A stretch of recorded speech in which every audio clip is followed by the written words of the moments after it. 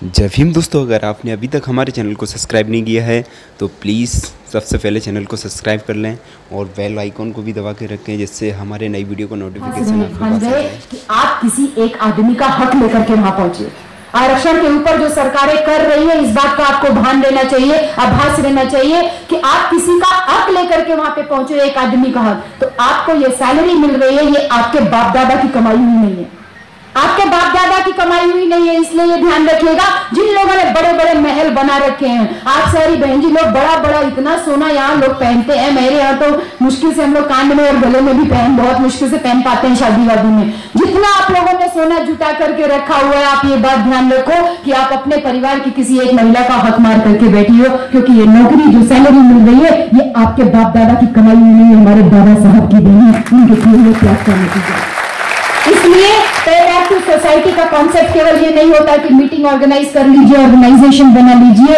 जो काम साहब कांशीराम चाहते थे, उस काम को हमको करना होगा। हमने कांशीराम साहब की जब चमचा युग पुस्तक पढ़ी, तब हमारे दिमाग में थोड़ा सा आया। मैं बीएचयू में प्रोफेसर हूँ, आप लोग सोचती होंगे मैडम बहुत तेज तर्रार है, बहुत बोलती है, लेकिन ये सारा तेज तर्रार बना केवल 8 महीना नौकरी को हुआ था मुझे बीएचयू में। 2007 में मैंने ज्वाइन किया था, केवल 8 महीने हुआ था। ये जितने जातिवादी ताकतें थी, इनके दिमाग में ये था कि एक शेड्यूल कास्ट लड़की कैसे प्रोफेसर होकर के आ गई। 8 महीने के अंदर इन लोगों ने मेरे कमरे का ताला तोड़ करके मेरा सारा सामान बाहर फेंकवा दिया। मैं छुट्टी में घर गई हुई थी, लौट के आई तो देखी तो मेरा घर किसी और को अलर्ट कर दिए। संजोग ऐसा था, घर क्या था, वो गेस्ट हाउस था यूनिवर्सिटी का, उसमें मैं रहती थी। बहुत परेशान हुई, पूरा दिन एक ऑफिसर से दूसरे ऑफिसर के पास, यानी वाइस चांसलर से रजिस्ट्रार के पास दौड़ती रही, कोई रेस्क्यू नहीं मिला। शाम को पुलिस ने एफआईआर दर्ज कराई, पुलिस भी आई, उसको भी पुलिस को भी लोगों ने समझा बुझा के बीएचयू प्रशासन ने भेज दिया। नतीजा ये हुआ, बिल्कुल एकदम फ्रेश 23-24 साल की लड़की, एकदम नया नया, लखनऊ से मैं रहने वाली हूँ, लखनऊ से बनारस नौकरी करने आई थी। पूरी रात मैंने बीएचयू कैंपस में सड़क पे बिताई।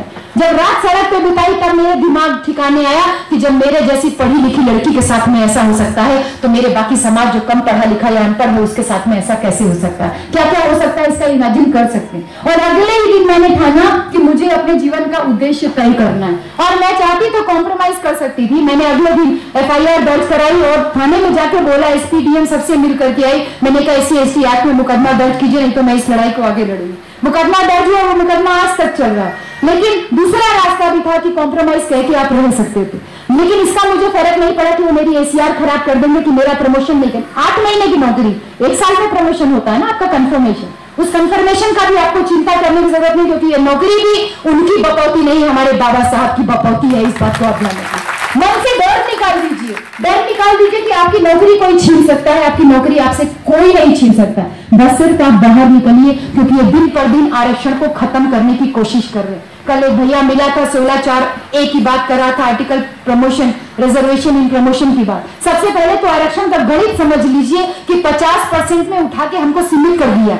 सारे ओबीसी सो रहा है, बिल्कुल पूरा ओबीसी समाज सो रहा है। लेकिन शेड्यूल कास्ट में आप ये मत सोचिए कि केवल मदिगा जो झंडा थामे बैठा है, या होलिया झंडा थामे बैठा है, या चमार झंडा, ये हमारे पूरे समाज की लड़ाई है, ये हमारे वर्चस्व की लड़ाई है। और सबसे बड़ी बात है कि हमारे बाबा साहब के बनाए हुए संविधान की लड़ाई है, उसको बचाने की लड़ाई है। तो उस लड़ाई को हम कैसे आगे बढ़ के पूरा कर सकते हैं। 50% में हमको सीमित कर दिया है, और ये 15% लोग, इनको 50% अघोषित आरक्षण मिल गया।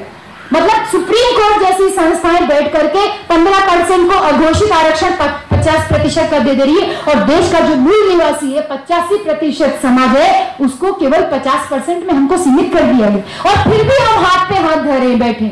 अरे भैया, ये बोलते हैं कि मेरिट नहीं, कोई बोल रहे थे आप में से कि मेरिट नहीं है, चुप मार के, भंडी जी बोल रहे थे, चुप मार के बैठ जाते हैं। अरे हमारे बच्चों में कैसे मेरिट नहीं है? इतना अच्छा डांस प्रेजेंटेशन दिया, इतना अच्छा सम्मान हमारे बच्चों को दिया, लेकिन अगर आपने अपने बच्चों को ये नहीं बताया कि वो किस जाति से आता है, और उसको ये बात का गर्व नहीं कराया कि उसी जाति में हमारे बाबा साहब भी पैदा हुए थे, तो वो कभी भी जब भी इंजीनियरिंग या MBBS करने जाएगा तो उसको गर्व महसूस नहीं होगा। अगर यहाँ केवल होलिया जाति के या मदिगा जाति के लोग बैठे हैं, तो इस बात को कान खोल करके सुन लीजिए कि बाबा साहब भी महार थे, ना वो होलिया थे, और ना वो चमार थे, और ना वो मदिगा थे, वो भी तो दूसरे ही समाज के थे ना। लेकिन हम उनको अपना आइडियल मान रहे हैं ना। जब उनको अपना आइडियल मान रहे हैं, तो अपने समाज को इकट्ठा करते हुए आगे बढ़िए, और इस आंदोलन, इस लड़ाई को एक आंदोलन का रूप दीजिए। भंते जी बोल रहे थे, डरता है कि मरना है। अरे मरना तो सभी को है यार, सभी को मरना, कोई अपनी मृत्यु रोक, जब तथागत बुद्ध अपनी मृत्यु नहीं रोक पाए तो आप और हम कौन होते अपनी मृत्यु रोकने वाले। मरना भैया सभी लोगों को है, दो चार को मार के मरो तब तो जीवन सफल होगा ना। अकेले करने में क्या रखा है भाई, एकदम इकट्ठा होकर के रहो, एकदम मान लो कि सब खत्म हो गया। सरकारें जो बैठी है केंद्र में और आपके स्टेट्स में जो बैठी हैं, ये दिन पर दिन केवल आपको खत्म करने की योजनाएं बना रही हैं। आपको इकट्ठा करके कर्नाटक में बहुजन की सरकार बनी हुई है, लेकिन पार्टी का झंडा किसी और का है, यानी फोटो दिखाते किसी और की, शादी किसी और से करा देते हैं। सही है ना, फोटो किसी और की, यूपी में भी यही किया, फोटो दिखाई किसी और की, शादी करा दी किसी और की। हम ठगे के ठगे रह गए। हम तो देख रहे थे हमारे बहुजन समाज का आदमी आ रहा है, यहाँ देख रहे कोई और आगे चला जा रहा, दूल्हा बन के घोड़ी बन के चला गया, बताइए पूरी बारात लेकर के चला गया। ये जो हाईजैकिंग का प्रोसेस शुरू हुआ है, इस गणित को समझिए। अपनी जान का, अपने घर का, अपनी बेटी का, अपने बच्चों का मोह त्यागिए। अगर आपने नहीं त्यागा तो आपकी अगली पीढ़ी आपसे जवाब मांगेगी कि बाबा साहब का संविधान था, सारे हक अधिकार थे, फिर भी आप लोग क्यों नहीं उसको बचा पाए। हमारे गले में फिर से मटका, कमर में झाड़ू कैसे आ गई।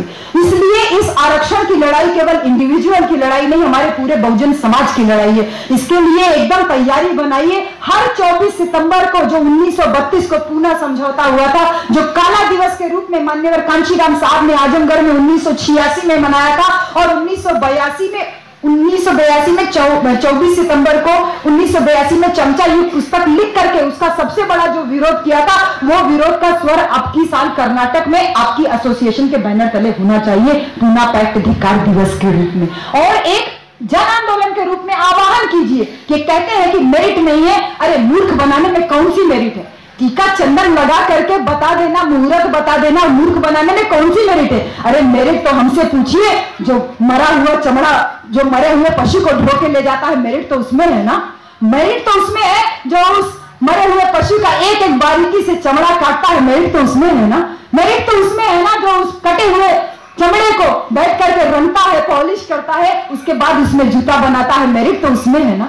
मेरिट तो उसमें है कि आज तो अस्पतालों में हम लोगों का डिलीवरी होता है, लेकिन उस जमाने में हमारे समाज की औरतें घर के एक छोटे से चाकू से बच्चे को पैदा करवाती थी और उसके बाद उसकी नाल काटती थी। मेरिट तो हम लोगों में से ज्यादा किसी और में नहीं है। मूर्ख बनाने वाले लोग तो बहुत सारे हैं, कहते हैं हमारे अंदर मेरिट है। मेरिट हमारे अंदर है जिन्होंने कभी भी हमेशा अभाव में रह करके, हमारे पास सीमित संसाधन थे, उन सीमित संसाधनों में हम लोगों ने अपने काम को आगे बढ़ाया। इसलिए